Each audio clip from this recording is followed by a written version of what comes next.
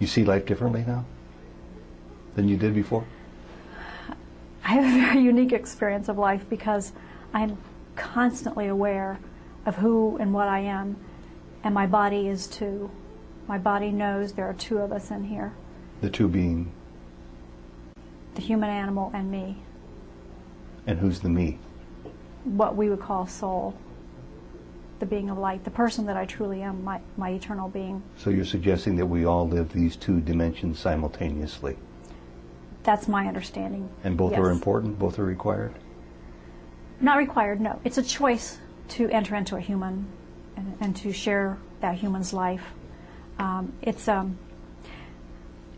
You know, when you're an omniscient being who can manifest physical reality with just a thought, it's kind of a nice experience to come to the physical world and learn by rote, and to not know all the answers, and to experience physical sensations. I mean, during my afterlife experience, I was made keenly aware of the physical sensations that I had taken for granted. I mean, just simple things like the touch of skin. When you're a spiritual being, you have no ability to touch. And I miss food. I miss chocolate. I've said that a million times, but I was surprised that I missed chocolate. I mean, I'm in the afterlife. I'm in heaven, you know. Mm-hmm. I miss chocolate. So that wasn't enough reason to bring me back here, though. But yes, both beings are important. We are the guardian of the human animals we inhabit, and they are our closest, dearest friend. You sound like you're speaking from a sense of proprietorship for the soul self, referring to the animal self as something separate from who you are in your conscious mind. The understanding, the very first wave of knowings that I got when I was in the light, before anything else happened, was about the fact that humans they're manifestations, but they are beings in and of themselves without a soul.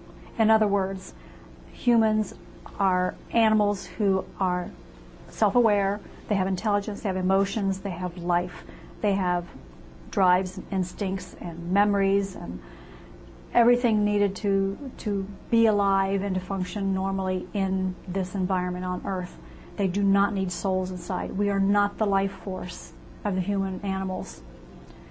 We, on the other hand, I call beings of light, because that's when near-death experiencers, describe their experience, they see these glowing beings. Well, call them beings of light. That's us. That's who we really are. And we can invest our energy, some of our energy, into a human animal as its soul. We are complete beings in and of ourselves. We have our own personalities, innate characteristics, memories, thoughts, emotions. They're similar to those that we experience in human life, but far outstrip anything that a human life has to offer. What prepared you for this role? Were you much of a spiritual or religious person prior to this event? Yes. I tried very hard to be a very good person. I read a lot of spiritual books. I mean, I was the little geeky kid that read Siddhartha, in grade school when other people were out playing wiffle ball. I would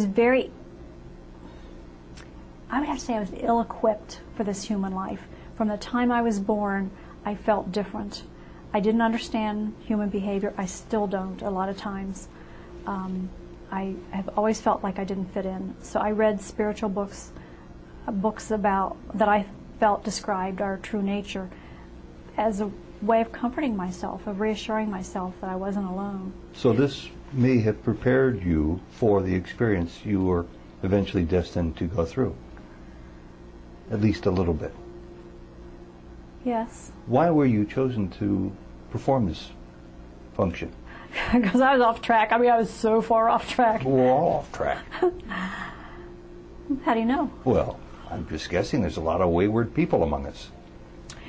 Well, I can't speak for the other wayward people. All I know is that based on the information I was given during my experience, I volunteered to come here this life to be a messenger. I knew I'd been a catalyst. I mean, all my life I'd always felt like I was a catalyst in people's lives, saying or doing something that changed their life. A lot of times it was really not a good thing that I did, but anyway, it was what they needed at the time. But and I'm not the only one. There are maybe millions of us. There are lots of us here who came at this particular point in Earth's history to ease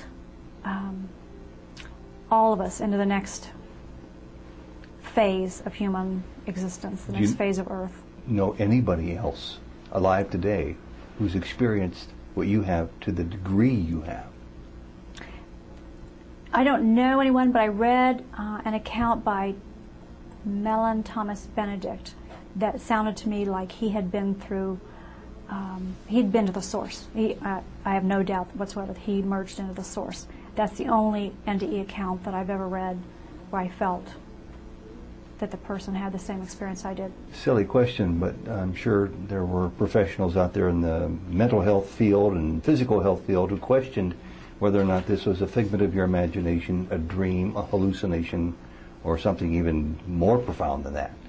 Yeah, my doctors did. And how have you reconciled those questions? I don't care what they think. One of the commonalities among the NearDeath Experience accounts that I have read of those who have gotten far enough into the experience is that the sense of reality there far, far outweighs the sense of reality we have here. Mm-hmm. I mean, looking back at human life from that vantage point, I could not believe that I ever thought this was real. Mm-hmm. And so the same sense of unreality that we get about dreams while we're here in human form, I had while I was there about human life. So there was no doubt in my mind that it was real, and that's true reality. This is a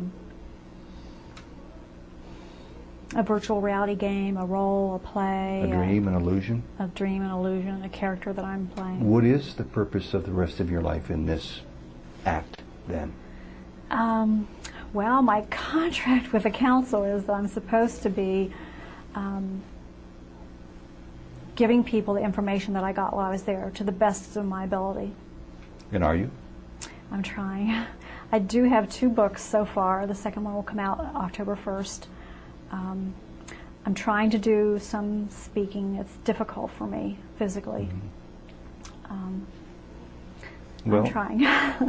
I've loved sifting through your book, your first book, backwards, and I've prepared some 20 questions from it, if it's okay, and we'll just proceed if that's all right. You say you were 2 separate beings, flesh and light and energy. Is it possible to pierce the veil that separates our light being from our flesh being? Can we be aware of both simultaneously? I don't know if everybody can, but I am. And I think that's partly because my body caught me trying to leave on several occasions and was aware that I could leave and it would be alone here on this physical earth without me. So once you became aware of that my human duality, became aware of that. Yeah, you've simply retained that awareness. Yes. You don't question it, it's real. It's real. In talking about Source or God, you say Source by nature has unlimited curiosity. That really intrigues me. How could this be possible since Source is omniscient? What would be the point of curiosity? The curiosity is part of the creative nature, I think. I think the reason why some people engage in their art is they're curious about what's going to come, how it's going to turn out, where's their creativity going to flow. So that's part of the creativity of Source. The other part of it is, or the curiosity of Source, the other part of it is Source knows everything in an intellectual fashion. What it seeks is experiential knowledge. Knowing what something is and how it feels are 2 different things. Mm-hmm. So that is the germ of its sense of curiosity then? Yes. And we satisfy that curiosity by getting those sensations for Source.